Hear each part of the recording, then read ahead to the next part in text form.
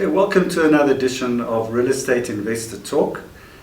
This month we're talking to Marius Muller. Marius is the CEO of Pareto Properties. He's also our master investor in the August edition of Real Estate Investor magazine. Pareto Properties owns an impressive property portfolio, specifically in shopping centres, the likes of Sandton City. They've got a substantial share with the Liberty Group. They've also got shares in Southgate, Cresta, the Pavilion, Tiger Valley, Cavendish Square. But it was interesting chatting to you, Marius, just about your background in property. Just give us a fast track in terms of your experience in the property game, because you're running a massive company now with an impressive portfolio. Take us through the whole process. So in fact it was 1992. Oh, 92. 92 Okay. that I graduated from UCT. Right. And I went into the QSing field. Right. But found some challenges elsewhere, and so I decided to move on from there. I went to the Old Mutual Group and I worked there as an economist in the property sector, and then on to investments. So my career has been quite varied. And just those three activities happened in quite a short period of time.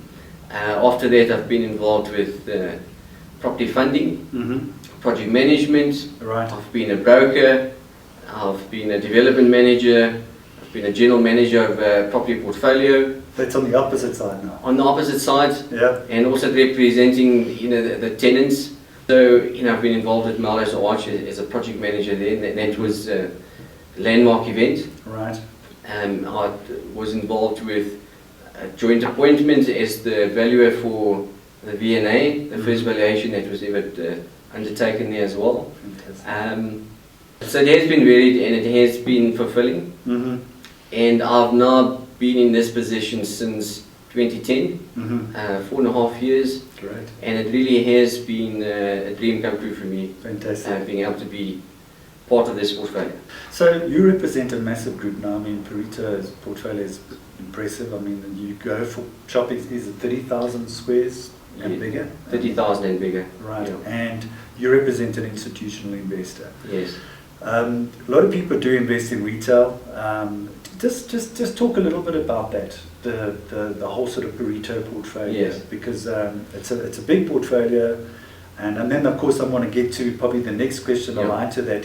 Everybody's talking about retail, how's the retail market and that kind of stuff from an investment perspective. Maybe you want to give a view. So the retail property and the investment itself is something that's different to commercial and industrial. It's a very specialized area of investment. So if you owned an office block, right, whether you had the dentist next to the attorney and next to the accountant, wouldn't matter. But there's a science to putting a shopping center together, making sure that you have the mix correct, making sure that retailers that you need to cluster together, that they're working nicely and so on.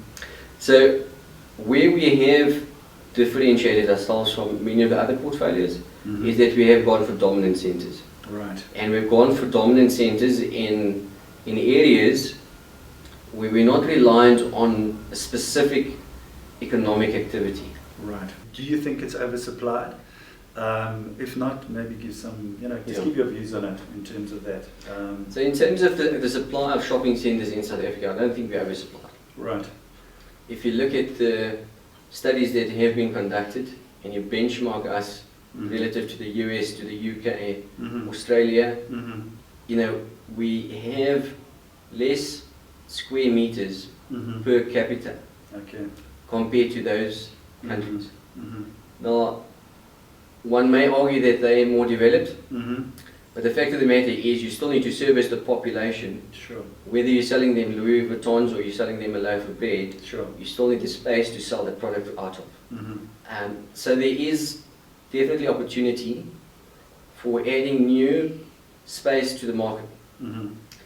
But the number of shopping centres, in terms of increasing that, that's questionable. Right. And I think it's more a matter of taking the existing shopping centres that we have and increasing their size. Right.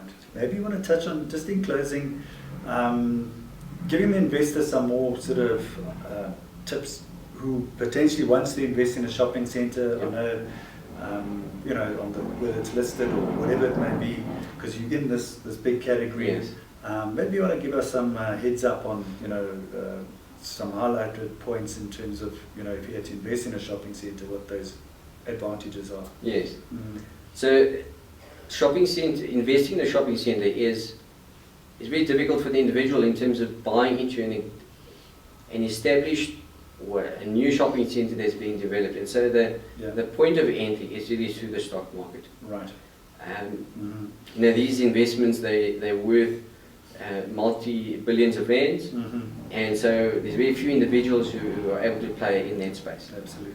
And so going into the listed space is the preferable route, because not only are you able then to enter into the investment market, but you're also getting the diversification that sits in that underlying portfolio.